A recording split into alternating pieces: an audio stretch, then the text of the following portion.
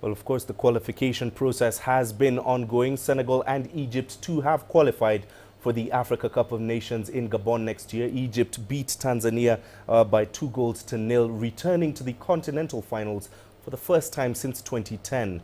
Let's get a bit more insight on that. Hatem Maher is an Egyptian sports journalist. He joins us live from Cairo. Hatem, it's been a long wait for Egypt. Now they have bounced back. What should we expect from the Pharaohs? I think Egypt will be one of the main challengers for next year's Nations Cup title. Although the current group of players is mainly made up of young players, but they seem very hungry and very determined to make up for repeated failures over the past 6 years.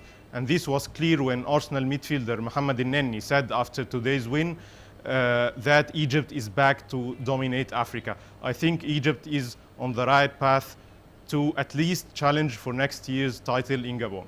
Well, they could be on the right path, but plenty was made of the hiring of Hector Cooper.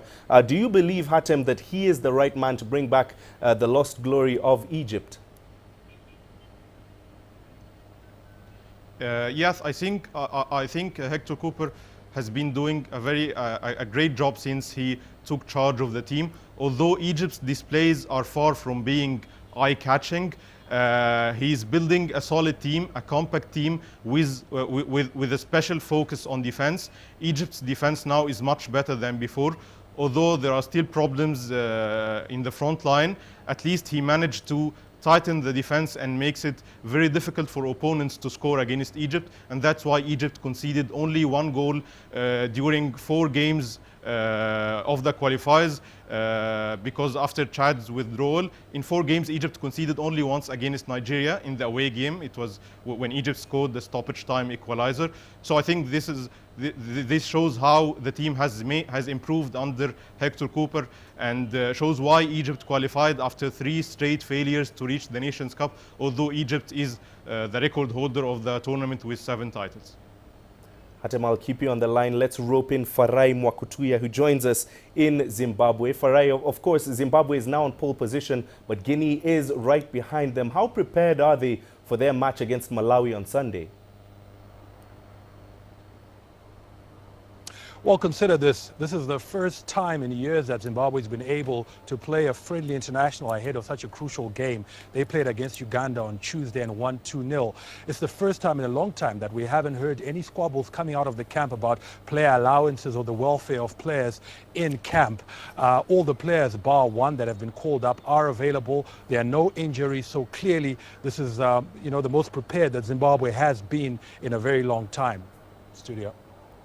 Finally, Farai, what can you say about the morale within the Zimbabwe camp ahead of their match tomorrow? Well, Zimbabwe is coming up against, as you said, it sits atop Group L. It's playing against a team that is the bottom of that log. It's a team that Zimbabwe has beaten before away from home. And Zimbabwe is riding really high after beating Swaziland comprehensively in its last game. So the morale is very high, and there's a lot of confidence that, the country can make it back to AFCON, where it hasn't been for a decade now.